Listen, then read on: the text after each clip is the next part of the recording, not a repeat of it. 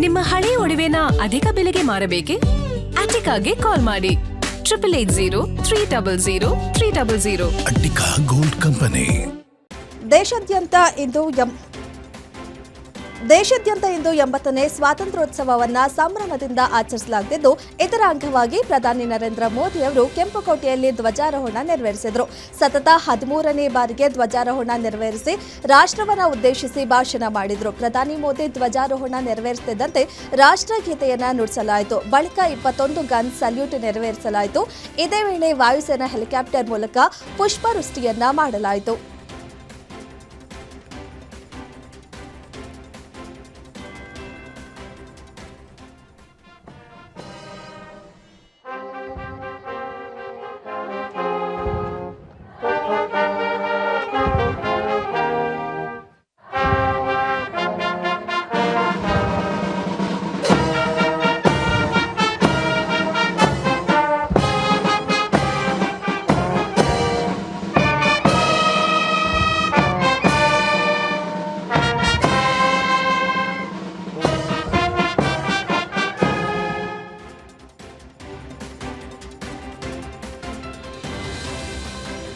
ದೇಶಾದ್ಯಂತ 80ನೇ ಸ್ವಾತಂತ್ರ್ಯ ದಿನಾಚರಣೆಯ ಸಂಭ್ರಮ ಮುಗಿಲು ಮುಟ್ಟಿದ್ದು, ರಾಜಧಾನಿ ದೆಹಲಿಯ ಐತಿಹಾಸಿಕ ಕೆಂಪುಕೋಟೆಯ ಅಂಗಳದಲ್ಲಿ ಅಪೂರ್ವ ಇತಿಹಾಸವೊಂದು ರಚನೆಯಾಗಿದೆ. ಪ್ರಧಾನಿ ನರೇಂದ್ರ ಮೋದಿ ಅವರ ನೇತೃತ್ವದಲ್ಲಿ ನಡೆದ ಧ್ವಜಾರೋಹಣ ಸಮಾರಂಭದಲ್ಲಿ ಮೊದಲ ಬಾರಿಗೆ ರಾಷ್ಟ್ರಗೀತೆ ವಂದೇ ಮಾತರಂನ ಪೂರ್ಣ ಆವೃತ್ತಿಯನ್ನ ಧ್ವಜಾರೋಹಣಕ್ಕೆ ಮುನ್ನ ಅಧಿಕೃತವಾಗಿ ಪ್ರಸಾರ ಮಾಡಲಾಯಿತು. ರಾಷ್ಟ್ರಗೀತೆ ಜನಗಣಮನಕ್ಕೂ ಮುನ್ನ ವಂದೇ ಮಾತರಂ ಗೀತೆಯನ್ನ ಸಂಪೂರ್ಣವಾಗಿ ನುಡಿಸುವ ಮೂಲಕ ಈ ಬಾರಿಯ ಸ್ವಾತಂತ್ರ್ಯೋತ್ಸವವು ಐತಿಹಾಸಿಕ ಕ್ಷಣಕ್ಕೆ ಸಾಕ್ಷಿಯಾಯಿತು.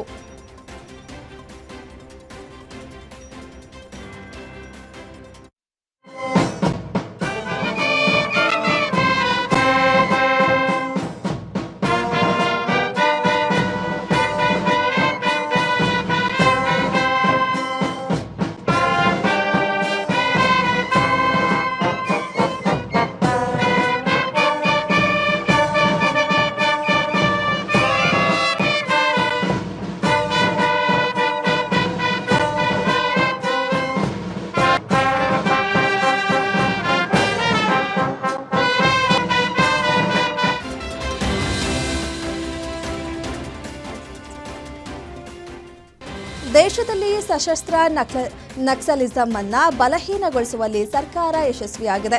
ಆದರೆ ವೈಚಾರಿಕ ನಕ್ಸಲಿಸಂ ಅಥವಾ ದಿಮಾಗಿ ನಕ್ಸಲಿಸಂ ಇನ್ನು ಹಿಂಸಾಚಾರ ಮತ್ತು ಅರಾಜಕತೆಯನ್ನ ಉತ್ತೇಜಿಸಲು ಅವಕಾಶಗಳನ್ನು ಹುಡುಕುತ್ತಿದೆ ಎಂದು ಪ್ರಧಾನಿ ಮೋದಿ ಎಚ್ಚರಿಸಿದ್ದಾರೆ. ಕೆಂಪುಕೋಟೆಯಲ್ಲಿ ನಡೆದ ಸ್ವಾತಂತ್ರ್ಯ ದಿನಾಚರಣೆ ಸಮಾರಂಭದಲ್ಲಿ ಮಾತನಾಡಿದ ಮೋದಿ, ಭಾರತವನ್ನ ನಕ್ಸಲ್ ಹಿಂಸಾಚಾರದಿಂದ ಮುಕ್ತಗೊಳಿಸುವ ತಮ್ಮ ಸರ್ಕಾರದ ವಾಗ್ದಾನವನ್ನ ಈಡೇರಿಸಲಾಗಿದೆ ಎಂದು ಹೇಳಿದರು. हमने युवाओं के लिए विभिन्न परीक्षाओं की फ्री ऑनलाइन कोचिंग हमने करने का निर्णय किया है. डिजिटल पब्लिक इंफ्रास्ट्रक्चर है, हमारे पास उत्तम टैलेंट है, टीचर्स हैं. उन संसाधनों को जोड़ करके हम देश के नौजवानों को फ्री कोचिंग देने का एक पूरा नेटवर्क हम खड़ा करने वाले हैं. मेरे प्यारे देशवासियों, हमारे मध्यम वर्गीय परिवारों के सामने एक बहुत बड़ा बोझ बन चुका है कोचिंग क्लासेस की स्पर्धा. हर माँ बाप को लग रहा है कि कोचिंग क्लास में बच्चे को नहीं भेजा तो हम प्रतिष्ठित परिवार नहीं है. इन गरीब और मिडिल क्लास परिवारों की हम चिंता करते हुए हजारों करोड़ रुपए का उनका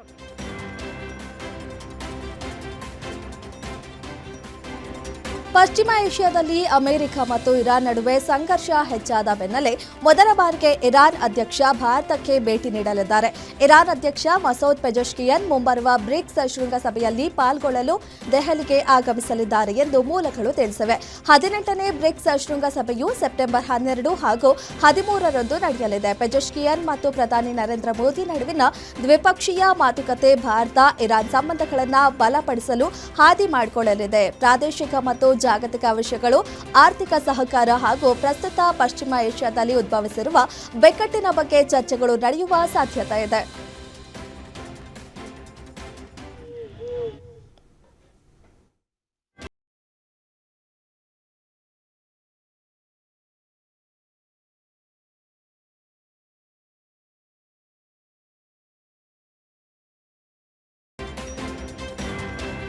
ಇಡೀ ದೇಶವೇ 80ನೇ ಸ್ವಾತಂತ್ರ್ಯ ದಿನಾಚರಣೆಯ ಸಂಭ್ರಮದಲ್ಲಿದೆ. ಈ ನಿಟ್ಟಿನಲ್ಲಿ ಸ್ವಾತಂತ್ರ್ಯೋತ್ಸವದ ಪ್ರಯುಕ್ತ ಡಿಕೆ ಶಿವಕುಮಾರ್ ಅವರು ಮುಖ್ಯಮಂತ್ರಿಯಾಗಿ ಮೊದಲ ಬಾರಿಗೆ ಧ್ವಜಾರೋಹಣ ನೆರವೇರಿಸಿದರು.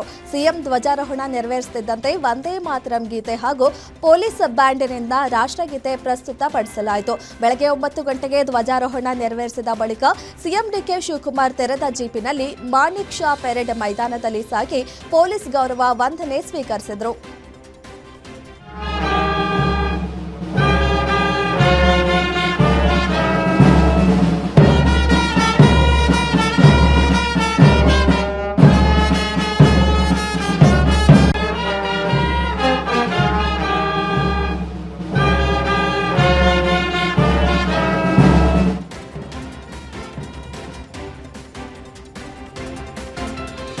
ಬೆಂಗಳೂರಿನ ಮಾಣಿಕ್ ಷಾ ಪರೇಡ್ ಮೈದಾನದಲ್ಲಿ ಆಯೋಜಿಸಲಾಗಿದ್ದ 80ನೇ ಸ್ವಾತಂತ್ರ್ಯ ದಿನಾಚರಣೆ ಸಮಾರಂಭದಲ್ಲಿ ಸಿಎಂ ಡಿಕೆ ಶಿವಕುಮಾರ್ ಅವರು ರಾಷ್ಟ್ರ ಧ್ವಜಾರೋಹಣ ನೆರವೇರಿಸಿ ಸಮಸ್ತ ರಾಜ್ಯದ ಜನತೆಯನ್ನ ಉದ್ದೇಶಿಸಿ ಸುದೀರ್ಘ ಭಾಷಣ ಮಾಡಿದರು. ಈ ವೇಳೆ ಯುವ ಸಮೂಹದ ಸಶಸ್ತ್ರೀಕರಣಕ್ಕೆ ಆದ್ಯತೆ ನೀಡಲಾಗುವುದು. ರಾಜ್ಯದ ವಿದ್ಯಾರ್ಥಿಗಳು ಹಾಗೂ ಯುವ ಜನತೆಗೆ ಉದ್ಯೋಗ ಮಾರುಕಟ್ಟೆಯಲ್ಲಿ ಹೊಸ ಅವಕಾಶಗಳನ್ನು ಕಲ್ಪಿಸಲು ಶಿಕ್ಷಣ ಕ್ಷೇತ್ರದಲ್ಲಿ ಆರ್ಟಿಫಿಷಿಯಲ್ ಇಂಟೆಲಿಜೆನ್ಸ್ ಶಿಕ್ಷಣವನ್ನು ಪರಿಚಯಿಸುವ ನೂತನ ಕಾರ್ಯಕ್ರಮವನ್ನು ರೂಪಿಸಲಾಗಿದೆ. ಯುವ ಜನರಲ್ಲಿ ದೇಶಭಕ್ತಿ, ಸಮಾನತೆ ಹಾಗೂ ನಾಯಕತ್ವದ ಗುಣಗಳನ್ನು ಬೆಳೆಸುವ ನಿಟ್ಟಿನಲ್ಲಿ ರಾಜ್ಯದಲ್ಲಿ 10,000 ಭಾರತ ಜೋಡೋ ತಂಡಗಳನ್ನು ನಿರೂಪಿಸಲು ಬೃಹತ್ ಯೋಜನೆಯನ್ನು ಹಮ್ಮಿಕೊಳ್ಳಲಾಗಿದೆ. ಯುವ ಶಕ್ತಿಗೆ ನವ ಭಾರತದ ತಡಿಪಾಯವಾಗಿದ್ದು ಅವರ ಅಭಿವೃದ್ಧಿಗೆ ಅಗತ್ಯವಿರುವ ಕೌಶಲ್ಯ ತರಬೇತಿ ಹಾಗೂ ಉದ್ಯೋಗಾವಕಾಶ ಹೆಚ್ಚಿಸುವ ಕಾರ್ಯಕ್ರಮಗಳನ್ನು ಸರ್ಕಾರ ಆದ್ಯತೆ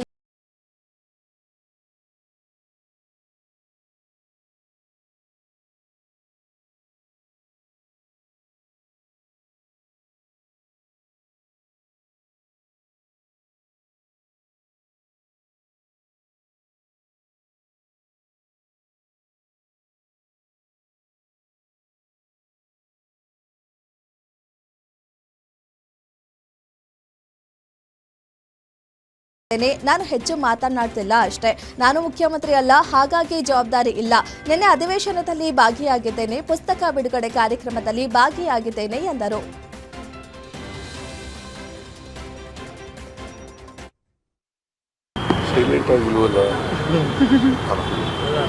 ಮಾತಾಡಲ್ಲ ಜಾಸ್ತಿ ಅಷ್ಟೇ, ಹಾಗಂತೇಳಿ ಸೈಲೆಂಟ್ ಆಗಿದ್ದೀನಿ.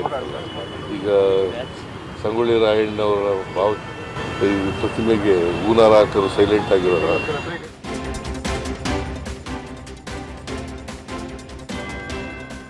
ಶಿವಮೊಗ್ಗದಲ್ಲಿ ಧ್ವಜಾರೋಹಣ ನೆರವೇರಿಸಿದ ಬಳಿಕ ಸಚಿವ ಮಧು ಬಂಗಾರಪ್ಪ ಪತ್ರಿಕಾಗೋಷ್ಠಿ ನಡೆಸಿದರು. ಸಚಿವ ಜಮೀರ್ ಅಹಮದ್ ಅವರು ಧ್ವಜಾರೋಹಣ ನೆರವೇರಿಸುವುದಿಲ್ಲ ಎಂದು ಪತ್ರ ಬರೆದ ವಿಚಾರಕ್ಕೆ ಪ್ರತಿಕ್ರಿಯೆ ನೀಡಿದ ಸಚಿವರು, ಜಮೀರ್ ಅಹಮದ್ ಅವರು ಇನ್ನೂ ಯಾವುದೇ ಜಿಲ್ಲೆಯ ಉಸ್ತುವಾರಿ ಸಚಿವರು ಆಗಿಲ್ಲ ಎಂದು ಸ್ಪಷ್ಟಪಡಿಸಿದ್ದಾರೆ. ಕೃಷ್ಣ ಬೈರೇಗೌಡ ಹಾಗೂ ರಹೀಂ ಖಾನ್ ಕೂಡ ಈ ಹಿಂದೆ ಎಲ್ಲಿಯೂ ಉಸ್ತುವಾರಿ ಸಚಿವರು ಆಗಿರಲಿಲ್ಲ ಎಂದಿದ್ದಾರೆ. ರಾಷ್ಟ್ರ ಧ್ವಜ ಹಾರಿಸುವ ವಿಚಾರದಲ್ಲಿ ಯಾವುದೇ ಭಾರತೀಯರು ಮೋಸ ಮಾಡುವುದಿಲ್ಲ. ಜಮೀರ್ ಅಹಮದ್ ಅವರ ಹೇಳಿಕೆಯನ್ನ ತಿರುಚಿ ಬಿಂಬಿಸಲಾಗಿದೆ. ವಿರೋಧ ಪಕ್ಷದವರು ಹೇಳಿದನ್ನ ಆಧರಿಸಿ ಮಾಧ್ಯಮಗಳು ವಿಚಾರವನ್ನ ತಿರುಚಿ ಹೇಳಬಾರದು. ಜಮೀರ್ ಅಹಮದ್ ಅವರು ಆ ರೀತಿ ಹೇಳಿಯೇ ಇಲ್ಲ ಎಂದು ಮಧು ಬಂಗಾರಪ್ಪ ಸ್ಪಷ್ಟಪಡಿಸಿದ್ದಾರೆ.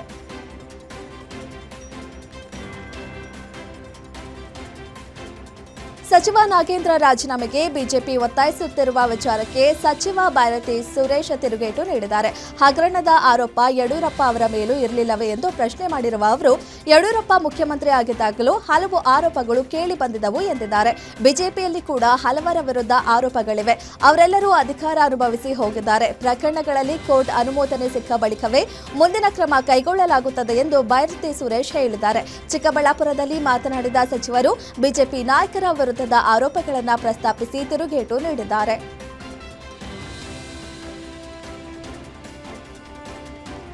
ಕದ್ದು ಮುಚ್ಚಿ ತಮಿಳುನಾಡಿಗೆ ಕಾವೇರಿ ನೀರು ಹರಿಸಲಾಗುತ್ತಿದೆ ಎಂದು ಆರೋಪಿಸಿ ಮಂಡ್ಯದಲ್ಲಿ ರೈತರ ಆಕ್ರೋಶ ಭುಗಿಲೆದ್ದಿದೆ.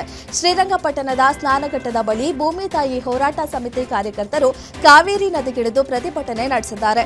ರೈತ ನಾಯಕ ನಂಜುಂಡೇಗೌಡ ನೇತೃತ್ವದಲ್ಲಿ ನಡೆದ ಪ್ರತಿಭಟನೆಯಲ್ಲಿ ರಾಜ್ಯ ಸರ್ಕಾರ ಹಾಗೂ ನೀರಾವರಿ ಸಚಿವರ ವಿರುದ್ಧ ಧಿಕ್ಕಾರದ ಘೋಷಣೆ ಕೂಗಿ ಆಕ್ರೋಶ ವ್ಯಕ್ತಪಡಿಸಲಾಯಿತು.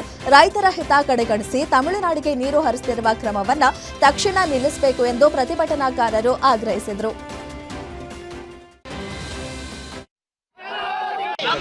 ಕಾವೇರಿ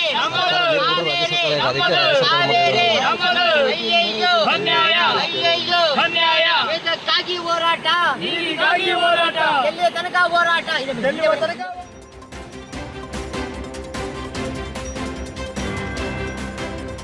ರಾಮನಗರದಲ್ಲಿ ಸಚಿವ ಎಚ್.ಸಿ. ಬಾಲಕೃಷ್ಣ ಅವರು ಆರ್ಎಸ್ಎಸ್ ರಿಜಿಸ್ಟ್ರೇಷನ್ ವಿಚಾರವಾಗಿ ಪ್ರತಿಕ್ರಿಯೆ ನೀಡಿದ್ದಾರೆ. ಸಂಘ ರಿಜಿಸ್ಟ್ರೇಷನ್ ಮಾಡುವ ಅವಶ್ಯಕತೆ ಇಲ್ಲ ಎಂಬ ಬಿಜೆಪಿ ನಾಯಕ ಬಿಎಲ್ ಸಂತೋಷ್ ಹೇಳಿಕೆಗೆ ತಿರುಗೇಟು ನೀಡಿರುವ ಅವರು, ಸಂವಿಧಾನದ ಅಡಿಯಲ್ಲಿ ನಾವು ಕೆಲಸ ಮಾಡ್ತಿದ್ದೇವೆ ಎಂದಿದ್ದಾರೆ. ಅವರಿಗೆ ಅವಶ್ಯಕತೆ ಇಲ್ಲದೆ ಇರಬಹುದು, ಆದರೆ ಪ್ರತಿಯೊಬ್ಬರಿಗೂ ಕಾನೂನು ಪಾಲನೆ ಅಗತ್ಯ ಎಂದು ಹೇಳಿದ್ದಾರೆ. ನನಗೆ ಇಷ್ಟ ಬಂದಂತೆ ನಡೆದುಕೊಳ್ಳುತ್ತೇನೆ ಎನ್ನಲು ಯಾರಿಗೂ ಸಾಧ್ಯವಿಲ್ಲ. ದೇಶದಲ್ಲಿ ಕಾನೂನು ಇದೆ. ಸಂವಿಧಾನದ ಅಡಿಯಲ್ಲಿ ಎಲ್ಲರೂ ಕೆಲಸ ಮಾಡಬೇಕು. ಕಾನೂನು ಪಾಲಿಸದಿದ್ದರೆ ಅವರ ವಿರುದ್ಧ ಕ್ರಮ ಕೈಗೊಳ್ಳಲಾಗುತ್ತದೆ ಎಂದು ಬಾಲಕೃಷ್ಣ ಹೇಳಿದ್ದಾರೆ. ಕೊಟ್ಟಿದ್ದೇವೆ. ಇನ್ನೊಂದು ವರ್ಷದಲ್ಲಿ ಬದಲಾವಣೆಗಳನ್ನು ನೀವು ನೋಡಬಹುದು. ಈಗ ಹೊಸ ಇಲಾಖೆ ಸಚಿವರಾಗಿದ್ದಾರೆ, ಒಂದಷ್ಟು ನಿರೀಕ್ಷೆಗಳಿದೆ. ತುಂಬಾ ಇದೆ ನಿರೀಕ್ಷೆ. ಒಂದಿಷ್ಟೆಲ್ಲ ಚಾಮರಾಜನಗರ ಜಿಲ್ಲೆಯ ಹನೂರು ತಾಲೂಕಿನ ಕಾವೇರಿ ವನ್ಯಜೀವಿ ಧಾಮ ವ್ಯಾಪ್ತಿಯ ಶಾಗ್ಯ ಸಮೀಪದ ಹೊಳೆದಟ್ಟಿ ಅರಣ್ಯ ಪ್ರದೇಶದಲ್ಲಿ ಅರಣ್ಯ ಸಿಬ್ಬಂದಿ ನಡೆಸಿದ ಎನ್ಕೌಂಟರ್ಗೆ 3 ಬಲಿಯಾಗಿದ್ದಾರೆ. ಶಾಗ್ಯ ವ್ಯಾಪ್ತಿಯ ದಟ್ಟ ಅರಣ್ಯ ಪ್ರದೇಶದಲ್ಲಿ ಕಾಡಿಗೆ ನುಗ್ಗಿ ಬೇಟೆಗಾರರು ಕಾಡು ಪ್ರಾಣಿಯನ್ನ ಬೇಟೆಯಾಡಿ ಅದರ ಮಾಂಸವನ್ನ ಬೇರ್ಪಡಿಸುತ್ತಿದ್ರು ಎಂದು ಆರೋಪಿಸಲಾಗಿದೆ. ಗಸ್ತಿನಲ್ಲಿದ್ದ ಕಾವೇರಿ ವನ್ಯಜೀವಿ ಧಾಮದ ಅರಣ್ಯ ಸಿಬ್ಬಂದಿ ಬಂದಾಗ ಘಟನೆ ಬೆಳಕಿಗೆ ಬಂದಿದೆ ಎಂದು ಹೇಳಲಾಗಿದೆ.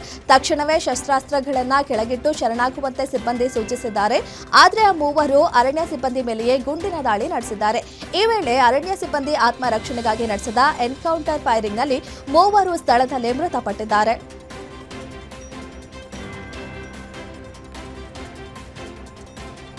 ಜೈಲಿನಲ್ಲಿರುವ ಮಾಜಿ ಸಂಸದ ಪ್ರಜ್ವಲ್ ರೇವಣ್ಣಗೆ ಸಂಬಂಧಿಸಿದಂತೆ ಮತ್ತೊಂದು ಮಹತ್ವದ ಮಾಹಿತಿ ಹೊರಬಿದ್ದಿದೆ. ತಂದೆ ತಾಯಿ ಹಾಗೂ ಗರ್ಲ್ ಫ್ರೆಂಡ್ಗೆ ಮಾತ್ರವಲ್ಲದೆ ಪ್ರಕರಣದ ಇತರರಿಗೂ ಕರೆ ಮಾಡಿರುವ ಶಂಕೆ ವ್ಯಕ್ತವಾಗಿದೆ. ಅದರಲ್ಲೂ 2ನೇ ಅತ್ಯಾಚಾರದ ಪ್ರಕರಣದ ಸಾಕ್ಷಿಗಳಿಗೆ ಕರೆ ಮಾಡಿ ಅವರ ಮೇಲೆ ಪ್ರಭಾವ ಬೀರಲು ಯತ್ನಿಸಲಾಗುತ್ತೆ ಎಂಬ ಅನುಮಾನ ಪೊಲೀಸರಿಗೆ ಮೂಡಿದೆ. ಪ್ರಜ್ವಲ್ ರೇವಣ್ಣ ಡೈರಿಯಲ್ಲಿ ದಾಖಲಾಗಿರುವ ಮೊಬೈಲ್ ನಂಬರ್ಗಳ ಬಗ್ಗೆಯೂ ಪೊಲೀಸರು ಮಾಹಿತಿ ಕಲೆ ಹಾಕ್ತಿದ್ದಾರೆ. ಯಾರ್ಯಾರಿಗೆ ಕರೆ ಮಾಡಲಾಗಿದೆ, ಕರೆಗಳ ಉದ್ದೇಶವೇನು ಎಂಬ ಬಗ್ಗೆ ತನಿಖೆ ಮುಂದುವರೆದಿದೆ. ಸಿಐಡಿಯಲ್ಲಿ ದಾಖಲಾಗಿರುವ ಅತ್ಯಾಚಾರ ಪ್ರಕರಣದ ಸಾಕ್ಷಿಗಳ ಬಗ್ಗೆಯೂ ಪರಿಶೀಲನೆ ನಡೆದಿದೆ.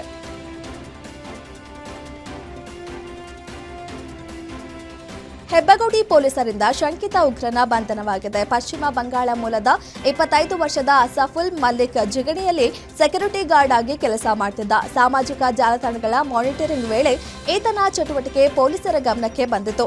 1 ತಿಂಗಳ ಕಾಲ ನಿಗಾ ಇಟ್ಟು ಬಂಧಿಸಲಾಗಿದೆ. ಪಾಕಿಸ್ತಾನ ಸೇನೆ ವಿರುದ್ಧ ದಾಳಿ ನಡೆಸಲು ಸಂಚು ರೂಪಿಸಿದ್ದ ಎಂಬ ಆರೋಪ ಕೇಳಿಬಂದಿದೆ. ಟಿಟಿಪಿ ಸಂಘಟನೆಯ ಸಂಪರ್ಕದಲ್ಲಿದ್ದ ಆರೋಪಿಯ ಮೊಬೈಲ್ನಲ್ಲಿ ಹಲವು ಸಂದೇಶ, ಆಡಿಯೋ ಪತ್ತೆಯಾಗಿದೆ. ಅಫ್ಘಾನಿಸ್ತಾನಕ್ಕೆ ತೆರಳಿ ತರಬೇತಿ ಪಡೆದು ಭಾರತಕ್ಕೆ ಮರಳುವ ಸಂಚು ರೂಪಿಸಿದ್ದ ಎನ್ನಲಾಗಿದೆ. ಪ್ರಕರಣದ ತನಿಖೆ ಮುಂದುವರೆದಿದೆ.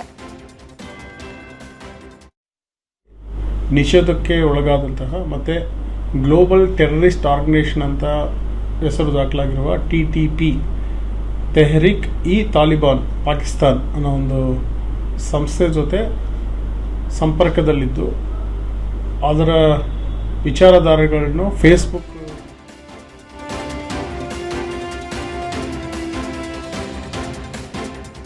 ಬೆಂಗಳೂರಿನ ಮೆಜೆಸ್ಟಿಕ್ ಬಸ್ ನಿಲ್ದಾಣದಲ್ಲಿ ಯುವಕನೊಬ್ಬ ಹೈಡ್ರಾಮಾ ನಡೆಸಿ ಆತ್ಮಹತ್ಯೆಗೆ ಯತ್ನಿಸಿದ್ದಾನೆ. ಸ್ವಾತಂತ್ರ್ಯ ದಿನಾಚರಣೆಯಂದೇ ಬೆಳಗ್ಗೆ ಸುಮಾರು 7:30ಕ್ಕೆ ಈ ಘಟನೆ ನಡೆದಿದೆ. ಬಿಹಾರ ಮೂಲದ ಯುವಕ ಚಾಕುವಿನಿಂದ ತನ್ನ ಕತ್ತಿಗೆ ಗಾಯ ಮಾಡಿಕೊಂಡಿದ್ದಾನೆ. ಈ ವೇಳೆ ಇದು ಭಾರತವಲ್ಲ, ಪಾಕಿಸ್ತಾನ, ಇಲ್ಲಿ ಎಲ್ಲರೂ ಮೋಸ ಮಾಡ್ತಾರೆ ಎಂದು ಹೇಳಿದ್ದಾನೆ ಎನ್ನಲಾಗಿದೆ. ಘಟನೆಯನ್ನ ಬಸ್ ಪ್ರಯಾಣಿಕರು ಮೊಬೈಲ್ನಲ್ಲಿ ಸೆರೆ ಹಿಡಿದಿದ್ದಾರೆ. ಮಾಹಿತಿ ತಿಳಿದು ಸ್ಥಳಕ್ಕೆ ಬಂದ ಉಪ್ಪಾರಪೇಟೆ ಪೊಲೀಸರು ಗಾಯಗೊಂಡ ಯುವಕನನ್ನ ಆಸ್ಪತ್ರೆಗೆ ದಾಖಲಿಸಿದ್ದಾರೆ. ಪ್ರಾಥಮಿಕ ತನಿಖೆಯಲ್ಲಿ ಯುವಕ ಮಾನಸಿಕ ಖಿನ್ನತೆಯಿಂದ ಬಳಲುತ್ತಿದ್ದ ಮಾಹಿತಿ ಲಭ್ಯವಾಗಿದೆ.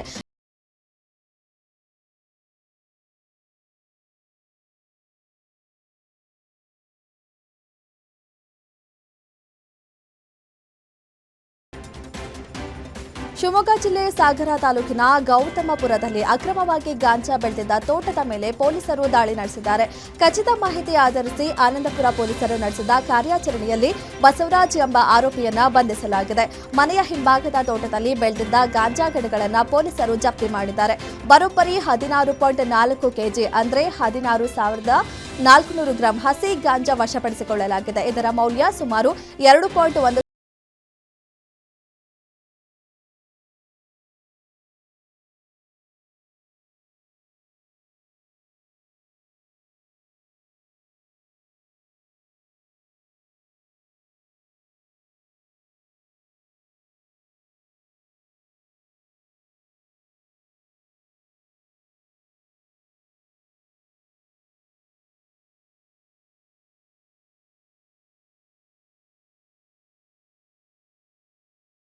ಹಲ್ಲೆ ಖಂಡಿಸಿ ಅಂಬೇಡ್ಕರ್ ಸರ್ಕಲ್ನಲ್ಲಿ ಪ್ರತಿಭಟನೆ ನಡೆಯಿತು.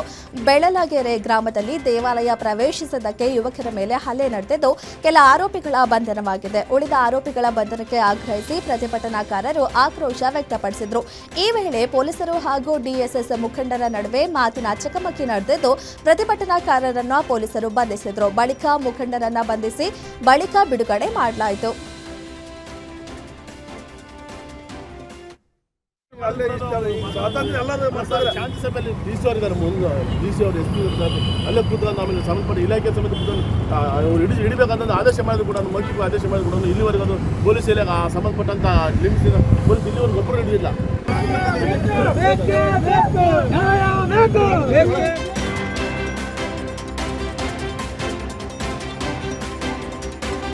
ಬಿಡದಿ ಟೌನ್ಶಿಪ್ ಯೋಜನೆ ವಿರೋಧಿಸಿ ಪ್ರತಿಭಟನಾಕಾರರು ವಿನೂತನವಾಗಿ ಪ್ರತಿಭಟನೆ ನಡೆಸಿದರು. 80ನೇ ಸ್ವಾತಂತ್ರ್ಯ ದಿನಾಚರಣೆಯಂದು ಹೋರಾಟ ಮುಂದುವರೆಸಿದ ಪ್ರತಿಭಟನಾಕಾರರು ಬ್ರಿಟಿಷರು ದೇಶ ಬಿಟ್ಟು ಹೋದ ರೀತಿಯಲ್ಲಿ ನೀವು ಬಿಡದಿ ಬಿಟ್ಟು ತೊಲಗಿ ಎಂದು ಸರ್ಕಾರದ ವಿರುದ್ಧ ಆಕ್ರೋಶ ವ್ಯಕ್ತಪಡಿಸಿದರು. ಮುಖ್ಯಮಂತ್ರಿಗಳೇ ಬಿಡದಿ ಟೌನ್ಶಿಪ್ ಯೋಜನೆಯನ್ನ ಕೈಬಿಡಿ, ಇಲ್ಲವಾದರೆ 2028ರ ಚುನಾವಣೆಯಲ್ಲಿ ರಾಜ್ಯದ ರೈತ ಬಾಂಧವರು ನಿಮ್ಮನ್ನ ಕೈಬಿಡಲಿದ್ದಾರೆ ಎಂದು ಫ್ಲೆಕ್ಸ್ ಬೋರ್ಡ್ ಹಿಡಿದು ಎಚ್ಚರಿಕೆ ನೀಡಿದರು. ಬಿಡದಿಯ ಪ್ರಮುಖ ರಸ್ತೆಯಲ್ಲಿ ಜಾಥಾ ನಡೆಸಿ ಪ್ರತಿಭಟನೆ ಮಾಡಿದ ರೈತರು ಬಡವರ ಭೂಮಿಯನ್ನು ಕಿತ್ತುಕೊಳ್ತಿರುವ ಸರ್ಕಾರಕ್ಕೆ ಧಿಕ್ಕಾರ ಎಂದು ಘೋಷಣೆ ಕೂಗಿದ್ರು. ಅಂದು ರಾವಣ ಸೀತೆಯನ್ನ ಕದ್ದು ಕೆಟ್ಟ, ಇಂದು ನೀವು ಬಿಡದಿಯ ಭೂಮಿ ತಾಯಿಗೆ ಕೈ ಹಾಕಿ ಕೆಟ್ಟಿರಿ ಎಂದು ಪ್ರತಿಭಟನಾಕಾರರು ಆಕ್ರೋಶ ವ್ಯಕ್ತಪಡಿಸಿದರು. ಹುಲಿಗಳು ಆರೋಗ್ಯವಾಗಿ ಬೆಳೆದರೆ ನಮ್ಮ ಕಾಡುಗಳು ಮತ್ತು ಪರಿಸರ ಸುರಕ್ಷಿತವಾಗಿರುತ್ತದೆ. ಹುಲಿಗಳು ಇತಿಹಾಸ ಮತ್ತು ಸಂಸ್ಕೃತಿಯೊಂದಿಗೆ ಹಳೆಯ ನಂಟನ್ನು ಹೊಂದಿದೆ. ಧನ್ಯವಾದಗಳು.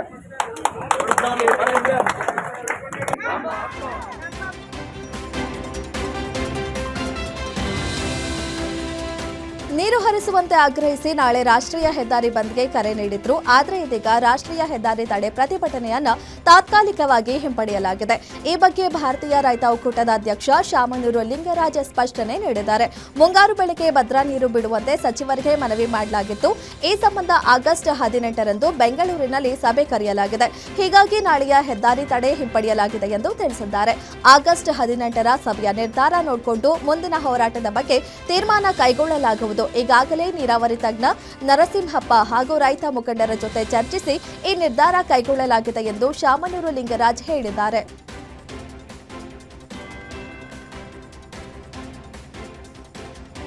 ಬೆಂಗಳೂರಿನ ರಾಜಗೋಪಾಲ್ ನಗರ ಪೊಲೀಸ್ ಠಾಣಾ ವ್ಯಾಪ್ತಿಯ ರಾಜೇಶ್ವರಿ ನಗರದಲ್ಲಿ ಕೌಟುಂಬಿಕ ಕಲಹ ದುರಂತ ಅಂತ್ಯ ಕಂಡಿದೆ. 4 ವರ್ಷಗಳ ಹಿಂದೆ ಪ್ರೀತಿಸಿ ಮದುವೆಯಾಗಿದ್ದ ದಂಪತಿ ನಡುವೆ ಗುರುವಾರ ರಾತ್ರಿ ಜಗಳ ನಡೆದಿದೆ. ದಕ್ಷಿಣ ಕನ್ನಡ ಮೂಲದ ಸಿವಿಲ್ ಎಂಜಿನಿಯರ್ ಸುಮಂತ್ ಕೌಟುಂಬಿಕ ಕಲಹದ ಬಳಿಕ ಪತ್ನಿಯನ್ನ ಕೊಂದು ತಾನೂ ಆತ್ಮಹತ್ಯೆ ಮಾಡಿಕೊಂಡಿರುವ ಶಂಕೆ ವ್ಯಕ್ತವಾಗಿದೆ. ಆತ್ಮಹತ್ಯೆಗೂ ಮುನ್ನ ಸುಮಂತ್ ತನ್ನ ತಾಯಿಗೆ ವಾಯ್ಸ್ ಮೆಸೇಜ್ ಕಳುಹಿಸಿ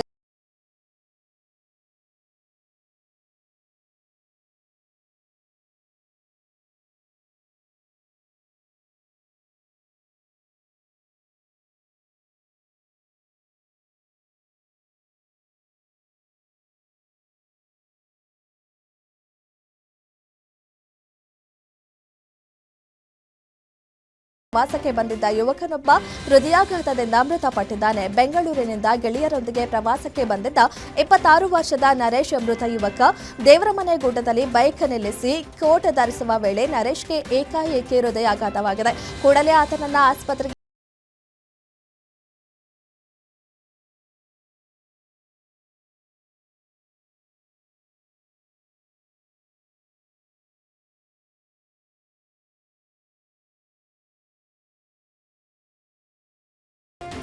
ಹಿಂಡಲಗ ಜೈಲಿನಲ್ಲಿರುವ ರೌಡಿ ಶೂಟರ್ ಗ್ರೇಸ್ ವಾಲ್ಟರ್ ಜೋಸೆಫ್ನಿಂದ ಕಸದ ಗುತ್ತಿಗೆದಾರನಿಗೆ ಹಫ್ತಾ ಬೆದರಿಕೆ ಆರೋಪ ಕೇಳಿಬಂದಿದೆ.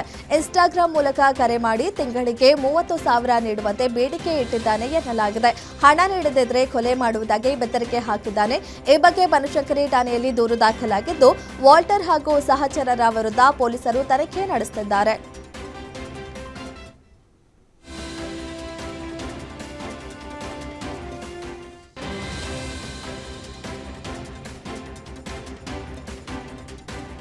ಚಿಕ್ಕಬಳ್ಳಾಪುರ ಚಿಕ್ಕಬಳ್ಳಾಪುರ ಜಿಲ್ಲೆಯ ಚಿಂತಾಮಣಿ ತಾಲೂಕಿನ ಕಟಮಾಚನಹಳ್ಳಿ ಗೇಟ್ ಬಳಿ ಭೀಕರ ಅಪಘಾತ ಸಂಭವಿಸಿದೆ. ಬೆಂಗಳೂರು ರಾಜ್ಯ ಹೆದ್ದಾರಿಯಲ್ಲಿ ಬಾಲಾಜಿ ಖಾಸಗಿ ಬಸ್ ಹಾಗೂ ಆಕ್ಟಿವಾ ಹೋಂಡಾ ನಡುವೆ ಡಿಕ್ಕಿಯಾಗಿ ಕಾಲೇಜು ವಿದ್ಯಾರ್ಥಿನಿಯೊಬ್ಬಳು ಸ್ಥಳದಲ್ಲೇ ಮೃತಪಟ್ಟಿದ್ದಾಳೆ. ರಾಯಲ್ಪಾಡು ಸಮೀಪದ ಸುಣಕಲ್ಲು ಮೂಲದ 16 ವರ್ಷದ ದೀಪಿಕಾ ಮೃತ ವಿದ್ಯಾರ್ಥಿನಿ. ಇದೇ ವೇಳೆ ಚಿಂತಾಮಣಿ ನಗರದ ಅಗ್ರಹಾರ ನಿವಾಸಿಗಳಾದ ತ್ರಿಪುರಾಂಬ ಹಾಗೂ ಸ್ಮಿತಾ ಗಂಭೀರವಾಗಿ ಗಾಯಗೊಂಡಿದ್ದು ಇಬ್ಬರ ಸ್ಥಿತಿ ಚಿಂತಾಜನಕವಾಗಿದೆ. 3 ವಿದ್ಯಾರ್ಥಿಗಳು ಚಿಂತಾಮಣಿಯ ಪ್ರತಿಷ್ಠಿತ ವಿಕ್ರಮ್ ಕಾಲೇಜಿನಲ್ಲಿ ವ್ಯಾಸಂಗ ಮಾಡುತ್ತಿದ್ದರು. ಗಾಯಾಳುಗಳನ್ನು ಹೆಚ್ಚಿನ ಚಿಕಿತ್ಸೆಗಾಗಿ ಕೋಲಾರ ಹಾಗೂ ಬೆಂಗಳೂರಿನ ಆಸ್ಪತ್ರೆಗಳಿಗೆ ರವಾನಿಸಲಾಗಿದೆ. ಚಿಂತಾಮಣಿ ಆಸ್ಪತ್ರೆ ಬಳಿ ಪೋಷಕರ ಆಕ್ರಂದನ ಮುಗಿಲು ಮುಟ್ಟಿದ್ದು ಕುಟುಂಬಸ್ಥರಲ್ಲಿ ಆತಂಕ ಮನೆ ಮಾಡಿದೆ.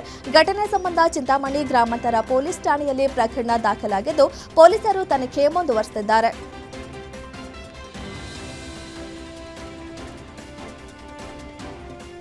ಸ್ವಾತಂತ್ರ್ಯ ದಿನಾಚರಣೆ ಹಿನ್ನೆಲೆ ನಗರದಾದ್ಯಂತ ಪೊಲೀಸರು ಕಟ್ಟೆಚ್ಚರ ವಹಿಸಿದ್ದಾರೆ. ಕಾನೂನು ಸುವ್ಯವಸ್ಥೆ ಕಾಪಾಡುವ ನಿಟ್ಟಿನಲ್ಲಿ ನಗರದ ಪ್ರಮುಖ ಲಾಡ್ಜ್ಗಳ ಮೇಲೆ ಪೊಲೀಸರು ದಿಢೀರ್ ದಾಳಿ ನಡೆಸಿ ವಿಶೇಷ ತಪಾಸಣೆ ನಡೆಸಿದ್ದಾರೆ. ಲಾಡ್ಜ್ಗಳಲ್ಲಿನ ಗ್ರಾಹಕರ ನೋಂದಣಿ ಪುಸ್ತಕ, ಲೆಡ್ಜರ್ಗಳನ್ನು ಪರಿಶೀಲಿಸಿ ತಂಗಿರುವವರ ಸಂಪೂರ್ಣ ಮಾಹಿತಿ ಕಲೆ ಹಾಕಿದ್ದಾರೆ. ಅನುಮಾನಾಸ್ಪದ ವ್ಯಕ್ತಿಗಳ ಬಗ್ಗೆ ಮಾಹಿತಿ ನೀಡುವಂತೆ ಸೂಚನೆ ನೀಡಲಾಗಿದೆ. ಲಾಡ್ಜ್ ಮಾಲೀಕರಿಗೆ ಖಡಕ್ ಎಚ್ಚರಿಕೆ ನೀಡಿರುವ ಪೊಲೀಸರು ಪ್ರತಿಯೊಬ್ಬ ಗ್ರಾಹಕರ ಮಾಹಿತಿಯನ್ನ ಕಡ್ಡಾಯವಾಗಿ ದಾಖಲಿಸುವಂತೆ ಸೂಚಿಸಿದ್ದಾರೆ. ಜೊತೆಗೆ ಸಿಸಿಟಿವಿ ಕ್ಯಾಮೆರಾಗಳು ಕಾರ್ಯನಿರ್ವಹಿಸುತ್ತಿವೆಯೇ ಎಂಬುದನ್ನು ಪರಿಶೀಲಿಸಿದ್ದಾರೆ. ಅನುಮಾನಾಸ್ಪದ ವ್ಯಕ್ತಿಗಳು ಕಂಡುಬಂದರೆ ತಕ್ಷಣ ಪೊಲೀಸರಿಗೆ ಮಾಹಿತಿ ನೀಡುವಂತೆ ಸೂಚಿಸಿ ಮುಂಜಾಗ್ರತಾ ಕ್ರಮವಾಗಿ ಭದ್ರತೆ ಮತ್ತಷ್ಟು ಬಿಗಿಗೊಳಿಸಿದ್ದಾರೆ.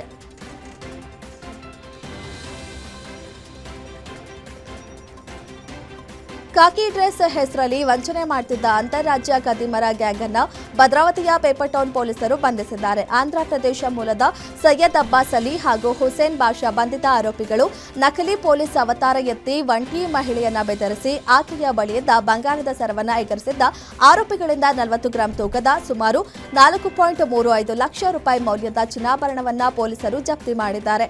ಎಸ್ಪಿ ನಿಖಿಲ್ ಬಿ ಹಾಗೂ ಎಎಸ್ಪಿ ಕಾರ್ಯಪ್ಪ ಮಾರ್ಗದರ್ಶನದಲ್ಲಿ ಡಿವೈಎಸ್ಪಿ ಪ್ರಕಾಶ್ ರಾಥೋಡ್ ನೇತೃತ್ವದ ತಂಡ ಕಾರ್ಯಾಚರಣೆ ನಡೆಸಿ ಆರೋಪಿಗಳನ್ನು ಹೆಡೆಮುರಿ ಕಟ್ಟಿದೆ. ಪೇಪರ್ ಟೌನ್ ಠಾಣೆಯಲ್ಲಿ ಬಿಎನ್ಎಸ್ ಕಾಯ್ದೆ ಅಡಿ ಪ್ರಕರಣ ದಾಖಲಾಗಿದ್ದು ಆರೋಪಿಗಳ ವಿಚಾರಣೆ ಮುಂದುವರೆದಿದೆ.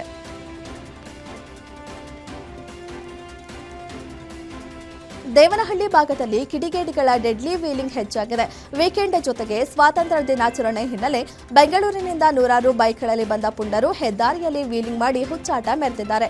ಬೈಕ್ಗಳಷ್ಟೇ ಅಲ್ಲದೆ ಕೆಲ ಆಟೋ ಚಾಲಕರು ಅಪಾಯಕಾರಿ ರೀತಿಯಲ್ಲಿ ವಾಹನ ಚಲಾಯಿಸಿದ್ದಾರೆ. ಪುಂಡರ ವೀಲಿಂಗ್ನಿಂದ ಹೆದ್ದಾರಿಯಲ್ಲಿ ಸಂಚರಿಸುತ್ತಿದ್ದ ಸವಾರರು ಬೆದರಿದ್ದಾರೆ. ಮಾಹಿತಿ ತಿಳಿದು ಕಾರ್ಯಾಚರಣೆ ನಡೆಸಿದ ದೇವನಹಳ್ಳಿ ಸಂಚಾರಿ ಪೊಲೀಸರು 5-6 ಬೈಕ್ಗಳನ್ನು ಸೀಸ್ ಮಾಡಿದ್ದಾರೆ. ಲಾಕ್ ಆದ ಬೈಕ್ ವೀಲರ್ಗಳಿಗೆ ಇನ್ಸ್ಪೆಕ್ಟರ್ ಮುರಳೀಧರ್ ಕ್ಲಾಸ್ ತೆಗೆದುಕೊಂಡಿದ್ದಾರೆ.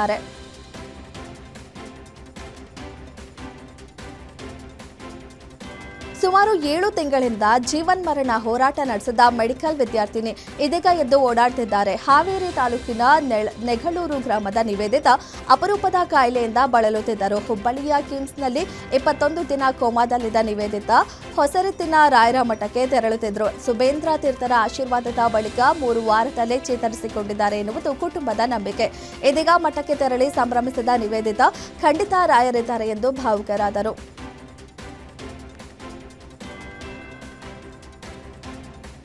ಚೆನ್ನೈನಲ್ಲಿ 80ನೇ ಸ್ವಾತಂತ್ರ್ಯೋತ್ಸವವನ್ನು ಅದ್ದೂರಿಯಾಗಿ ನೆರವೇರಿಸಲಾಯಿತು. ತಮಿಳುನಾಡು ಸಿಎಂ ವಿಜಯ್ ತೆರೆದ ವಾಹನದಲ್ಲಿ ನಿಂತು ಪೆರೇಡ್ನಲ್ಲಿ ನಿಂತವರಿಗೆ ಸೆಲ್ಯೂಟ್ ಮಾಡಿದ್ದಾರೆ. ಆಗ ವೇದಿಕೆಯಲ್ಲಿ ಕುಳಿತಿದ್ದ ವಿಜಯ್ ತಂದೆ ತಾಯಿ ಹಾಗೂ ನಟಿ ತ್ರಿಷಾ ತಿರುಗಿ ಸೆಲ್ಯೂಟ್ ಮಾಡಿರೋ ವಿಡಿಯೋ ಸೋಷಿಯಲ್ ಮೀಡಿಯಾದಲ್ಲಿ ವೈರಲ್ ಆಗ್ತಿದೆ.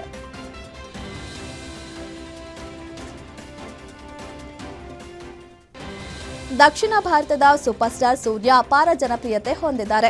ರಜನಿಕಾಂತ್ ಹಾಗೂ ಕಮಲ್ ಹಾಸನ್ ಅವರಂತೆ ಸೂರ್ಯ ಕೂಡ ಬೇರೆ ಭಾಷೆಗಳಲ್ಲಿ ದೊಡ್ಡ ಅಭಿಮಾನಿ ಬಳಗ ಸಂಪಾದಿಸಿದ್ದಾರೆ.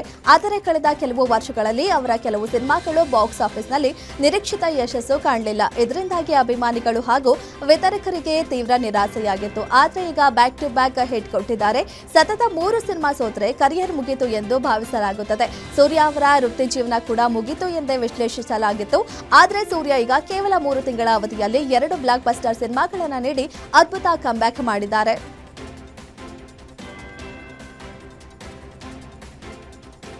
ರಾಕಿಂಗ್ ಸ್ಟಾರ್ ಯಶ್ ಅಭಿನಯದ ಬಹುನಿರೀಕ್ಷಿತ ಟಾಕ್ಸಿಕ್ ಸಿನಿಮಾದ ತಬಾಯಿ ಸಾಂಗ್ ಬಿಡುಗಡೆ ಆದಾಗಿನಿಂದಲೂ ಸಾಮಾಜಿಕ ಜಾಲತಾಣಗಳಲ್ಲಿ ತೀವ್ರ ಚರ್ಚೆಯಲ್ಲಿದೆ. ಹಾಡಿನಲ್ಲಿರುವ ಬೋರ್ಡ್ ದೃಶ್ಯಗಳನ್ನು ನೋಡಿ ಕೆಲವರು ಟೀಕೆ ವ್ಯಕ್ತಪಡಿಸಿದ್ರು.